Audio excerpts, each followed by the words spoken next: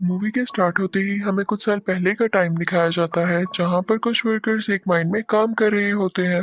उन पर नजर रखने के लिए एक डॉक्टर भी वहां पर होता है जिसे एक आदमी बताता है कि काम के दौरान वर्कर्स को यहाँ पर कुछ रेडिएशंस यानी शुआएं महसूस हुई और उन्हें लगा कि शायद यहाँ पर यूरेनियम है और वो बहुत खुश हो गए। उन्होंने बड़ी बड़ी मशीनरीज यहाँ पर मंगवा ली और काम शुरू कर दिया कि देखते ही देखते काम के दौरान वो जमीन अंदर घुसने लगती है यानी एक गार में जाने लगती है। तो डॉक्टर अपनी टीम को लेकर उस केव के अंदर जाते हैं यानी जमीन के नीचे। तो वहाँ पर उन्हें एक बहुत बड़े जानवर का स्केलेटन मिलता है यानी ढांचा। जब डॉक्टर उस पर गौर करते हैं तो उन्हें पता चलता है कि ये कोई स्केलेटन नहीं है बल्कि वाकई में एक बहुत बड़ा जानवर है जो यहाँ पर सो रहा था और रोशनी पड़ने पर ये जिंदा हो गया था। और फिर हमें ये दिखाया गया कि वो जानवर केव से निकलकर समंदर की तरफ चला गया था। दूसरी तरफ जापान में हमें एक साइंटिस्ट दिखाया जाता है जो कि फोन पर किसी से बात कर रहा था कि जिस जगह से वो जानवर निकला था वहां से अर्थक्वेक होता यहाँ तक आ रहा है। उसका उस जगह पर एक प्लांट होता है। वो कहता है कि अगर ऐसे ही चलता रहा तो मुझे तो अपना प्लांट खत्म करना पड़ेगा। तभी उसकी वाइफ आती है और वो अपनी वाइफ और अपने बेटे फोर्ट को लेकर वहां से चला जाता है। वो अपनी वाइफ से कहता है कि जो अर्थक्वेक के झटके आ रहे हैं ये मुझे कोई अच्छी बात नहीं लग रही, तो तब तक तुम मेरे प्लांट के पास मेरे कुछ टीम के साथ रहोगी। फिर हमें वही साइंटिस्ट एक लैब में दिखाया जाता है जो कि पता लगा रहा था कि असल में ये अर्थक्वेक के झटके आ कहां से रहे हैं, लेकिन उनमें से किसी को कुछ भी पता नहीं चल रहा था। तो वो कहता है कि सब मशीनरीज ऑफ कर दी जाए क्योंकि हम नहीं जानते कि ये झटके किस चीज के हैं और कहीं ये हमें नुकसान न पहुंचा दें।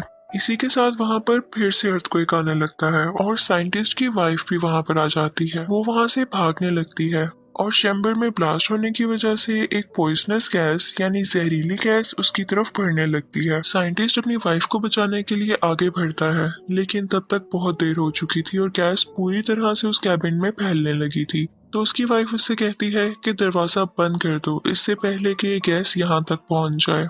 और ना चाहते हुए भी साइंटिस्ट को वो दरवाजा बंद करना पड़ता है और इसके बाद वो काफी उदास हो जाता है क्योंकि उसकी वाइफ अंदर रह गई थी। वो उससे कहती है कि हमारे बेटे फोर्ट का ध्यान रखना और इसी के साथ रेडिएशन की वजह से वो पूरा का पूरा प्लांट तबाह हो जाता है। फोर्ट भी ये सब कुछ अपने स्कूल से देख रहा था। अब हमें 15 साल बाद का वक्त दिखाया जाता है। फोर्ड अब एक फौजी बन चुका था और कुछ मंथ की ट्रेनिंग के बाद वो अपने घर वापस आया था। वो अब मैरिड था कि उसकी वाइफ को कॉल आती है कि फोर्ड के डैड को पुलिस ने पकड़ लिया है। फोर्ड अपने डैड से नफरत किया करता था क्योंकि वो समझता था कि उसकी मदर की डेथ उनकी वजह से हुई, लेकिन अपनी वाइफ के कहने पर वो उन्हें मिलने चला जाता है और जाकर अपने फादर को पुलिस से छुड़वा लेता है। फिर वो दोनों घर आते हैं तो उसका फादर उससे कहता है कि बेटा वो एक एक्सीडेंट नहीं था बल्कि उसके पीछे कुछ रेडिएशंस थी और सेम चीज हम अभी भी फील कर रहे हैं फिर से। और वो अभी भी इसलिए अरेस्ट हुआ था क्योंकि वो उस जगह पर गया था जहाँ पर पुलिस ने जाने से मना किया था। वो बताता है कि मेरे दोस्त ने भी वॉइस फ्रीक्वेंसी नोट की है यानी वहाँ पर से अजीबोगरीब आवाजें आती हैं, तो मुझे वहाँ पर जाकर देखना होगा और ये साबित करना होगा कि उस रोज प्लांट पर जो ब्लास्ट हुआ वो कोई एक्सीडेंट नहीं था। तो फिर फोर्ड भी अपने फादर के साथ वहां पर जाता है।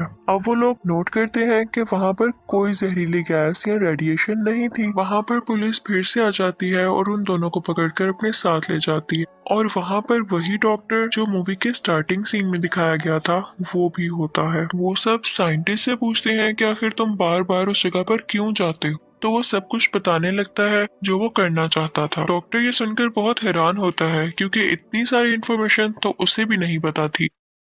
वो वहां पर एक बहुत बड़ी पत्थर जैसी चीज पर कुछ एक्सपेरिमेंट्स कर रहे हैं। अचानक वो पत्थर हिलने लगता है तो वो लोग उस पर बिजली फेंकते हैं यानी इलेक्ट्रिकल शॉक देते हैं। वो पत्थर टूट जाता है और उसके अंदर से एक बहुत बड़ा क्रिएचर बाहर आता है। वो बहुत ही ज्यादा बड़ा था और लोगों पर बिजली जैसी कोई चीज फेंक रहा था। और फिर हमें दिखाया जाता है कि वो जानवर खुद को कैद से आजाद करवाकर प्लांट से बाहर आ जाता है और वहां से उड़ जाता है। अगले दिन कैप्टन आते हैं और डॉक्टर को अपने साथ जाने का कहते हैं। डॉक्टर अपने साथ साइंटिस्ट और फोर्ड को भी ले लेता है, लेकिन इस वाकये में साइंटिस्ट काफी जख्मी हो चुका था। वहां पर जाकर उनका हेड उन्हें बताता है कि ये क्रिएचर कोई आम क्रिएचर नहीं। जब जमीन की रेडिएशंस कम होती गई तो ये समंदर की गहराइयों में चला गया ताकि ये वहां से अपनी एनर्जी ले सके।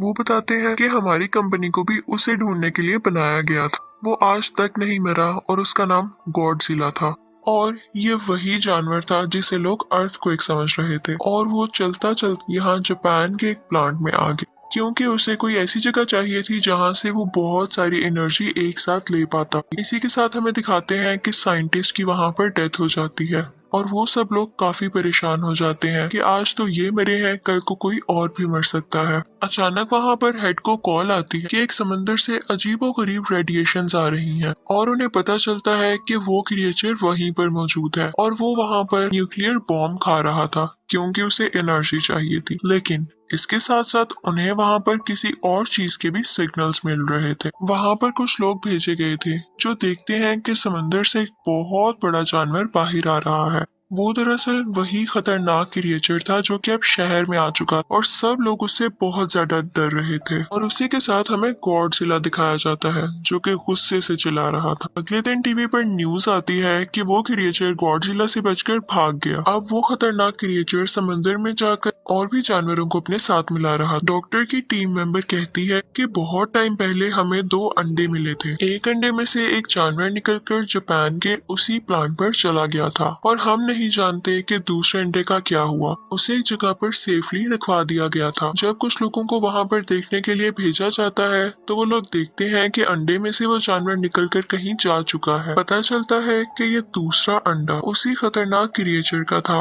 और वो उसमें से निकलकर किसी और शहर में जाकर तबाहियां मचा रहा था। इन दोनों को पुलिस ढूंढने लगती है। फिर हमें दिखाया जाता है कि डॉक्टर टीवी पर दूसरे क्रिएचर की फुटेज देख रहे होते हैं। वहाँ पर वो नोट करते हैं कि इस क्रिएचर के तो पर ही नहीं है जैसे पहले क्रिएचर के थे। रिसर्च करने पर उन्हें पता चलता है कि ये फीमेल है और पहला क्रिएचर मेल था। अब क्योंकि फोर्ड भी एक फौजी था तो उसे आर्मी के साथ हर जगह भेज दिया जाता है कि वो उन क्रिएचर्स को रोक सके। दूसरी तरफ हमें कैप्टन बताता है कि वो क्रिएचर्स बहुत तबाही कर रहे हैं, तो हेड उनसे कहता है कि हमें इन्हें एक बहुत ही खतरनाक बॉम्ब से उड़ाना पड़ेगा। तो कैप्टन कहता है कि इससे तो उन्हें फायदा होगा क्योंकि उन्हें न्यूक्लियर एनर्जी चाहिए और इससे वो और ज्यादा स्ट्रॉन्ग होंगे। तो हेड कहता है कि हम इसके सिवा कर भी क्या सकते हैं, रिस्क तो लेना होगा।